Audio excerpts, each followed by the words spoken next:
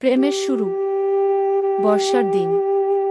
কলকাতার এক ব্যস্ত রাস্তার ধারে দাঁড়িয়ে থাকা এক যুবক, অর্ণব।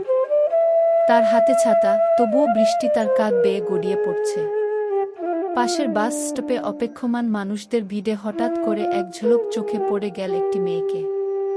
তার পরনে ছিল একটি হালকা নীল রঙের সালোয়ার, চুলগুলো ভিজে গেছে বৃষ্টিতে। মেয়েটি নাম মাধবী। অর্ণব তাকিয়েই রইল। মাধবীর চোখে ছিল অদ্ভুত এক গভীরতা, যেন সে পুরো পৃথিবীর ব্যথা বুঝতে পারে। মাধবীর চোখও হঠাৎ অর্ণবের চোখের সঙ্গে আটকাল। কয়েক সেকেন্ডের জন্য সময় যেন থমকে গেল। দুজনের মধ্যেই কিছু একটা অনুভূতি খেলে গেল। প্রথম দেখা থেকে প্রেম। অর্ণব সাহস করে এগিয়ে গেল। আপনি কি বাসের জন্য অপেক্ষা করছেন? মাধবী মৃদু হেসে বলল, হ্যাঁ, কিন্তু মনে হচ্ছে বাস আসতে দেরি হবে গু। অর্ণব বলল, আমার কাছে ছাতা আছে। যদি আপনি চান, আমি আপনাকে গন্তব্য পর্যন্ত পৌঁছে দিতে পারি। মাধবী কিছুক্ষণ দ্বিধায় ভুগল। তারপর মাথা নাড়ল। দুজনে হাঁটতে শুরু করল। বৃষ্টির ফোঁটাগুলো তাদের কথার ফাঁকে এক অদ্ভুত সুরের মতো বাজছিল।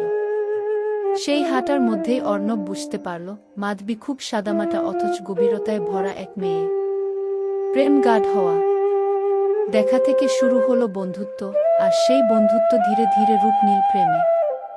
অর্ণব মাধবীকে তার সব কথা বলত, তার স্বপ্ন, তার কষ্ট, আর তার ভবিষ্যতের পরিকল্পনা। মাধবীও তার জীবনের গভীর দুঃখের কথা শেয়ার করত। মাধবীর মা ছিল না, বাবা আবার বিয়ে করেছিলেন।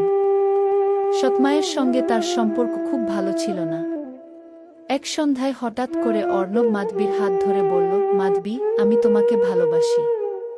তুমি আমার জীবনের সবচেয়ে সুন্দর অনুভূতি। মাধবী চুপ করে রইল, তারপর চোখ ভরে জল নিয়ে বলল, তুমিই আমার জীবনের আলো, অর্ণব গু। প্রথম সংকট। সবকিছু ঠিকঠাক চলছিল, কিন্তু জীবন তো আর কখনো সহজ সরল হয় না। একদিন মাধবী হঠাৎ করে অর্ণবের ফোন ধরা বন্ধ করে দিল। দিন কেটে গেল, সপ্তাহ পার হলো। অর্ণব যেন পাগল হয়ে গেল। মাধবীর কোনো খোঁজ নেই। অবশেষে একদিন সে মাধবীর বাড়িতে গিয়ে হাজির হল। মাধবীর বাবা তাকে জানালেন, মাধবী কয়েকদিন ধরে খুব বিষণ্ণ। সে তার পুরনো প্রেমিকের মৃত্যু সংবাদ পেয়েছে। সেই মৃত্যু তাকে ভীষণভাবে কষ্ট দিচ্ছে। অর্ণব চুপচাপ ফিরে এলো। সে বুঝতে পারল, মাধবীর হৃদয়ের একটা অংশ এখনো অতীতের সঙ্গে বাঁধা। অন্ধকার থেকে আলো। অর্ণব মাধবীকে ভুলতে পারল না।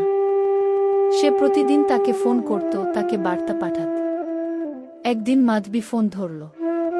খুব ভাঙা কণ্ঠে বলল, অর্ণব, আমি জানি তুমি আমাকে ভালোবাসো, কিন্তু আমি নিজেকে সঠিকভাবে ভালোবাসতে পারি না।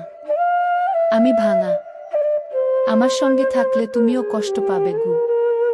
অর্ণব বলল, তোমার দুঃখ আমার দুঃখ। আমি তোমার সঙ্গে থাকতে চাই, কারণ আমি তোমাকে ভালোবাসি। আমরা একসঙ্গে সব ঠিক করব।